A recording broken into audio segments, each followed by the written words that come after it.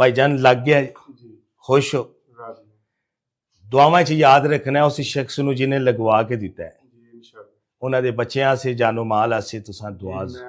ਬਹੁਤ ਅੱਛਾ ਉਹਨਾਂ ਨੇ ਕੰਮ ਕੀਤਾ ਠੀਕ ਹੈ ਤੇ ਉਹਨਾਂ ਦਾ ਤਾਮਨ ਦਾ ਸ਼ੁਕਰੀਆ ਠੀਕ ਹੈ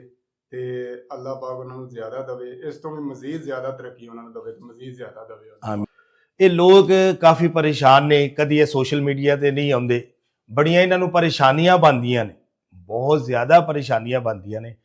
ਦੇਖੋ ਸਾਡਾ ਕੰਮ ਹੈ ਇਹ ਕੰਮ ਹੈ ਤੇ ਦੁਆ ਸਾਡੇ ਵਾਸਤੇ ਜ਼ਰੂਰ ਕਰਿਆ ਜੇ ਅਸੀਂ ਤੁਹਾਡੇ ਵਾਸਤੇ ਕਰਾਂਗੇ ਜਿਹੜੇ ਲੋਕ ਨਹੀਂ ਸਾਡੇ ਨਾਲ ਕਦੀ ਜੁੜੇ ਸ਼ਾਇਦ ਅਗਲੇ ਸਾਲ ਜੁੜ ਜਾਣ ਅਸੀਂ ਸਾਲੋ ਸਾਲ ਕੰਮ ਕਰਨੇ ਆ ਸਾਲੋ ਸਾਲ ਕੰਮ ਕੀਤਾ ਜਾਂਦਾ ਹੈ ਇੰਜ ਦੇ ਰੋਜ਼ਗਾਰ ਆਸੇ ਇਹ ਲੋਕ ਪਰੇਸ਼ਾਨ ਹੁੰਦੇ ਨੇ ਵੀਡੀਓ ਦੇ ਸਾਹਮਣੇ ਹੁੰਦੇ ਨੇ ਇਹਨਾਂ ਦਾ ਦਿਲ ਨਹੀਂ ਕਰਦਾ ਸਫੇਦਪੋਸ਼ ਲੋਕ ਨੇ ਪਰੇਸ਼ਾਨ ਹੋ ਜਾਂਦੇ ਨੇ ਜਦੋਂ ਕੋਈ ਵੀ ਇਹਨਾਂ ਦੇ ਕੰਮ ਨਹੀਂ ਆਉਂਦਾ ਤਾਂ ਫਿਰ ਇਹ ਦਰਵਾਜ਼ਾ ਖੜਕਾਉਂਦੇ ਨੇ ਸਹਾਰਾ ਬਣਦਾ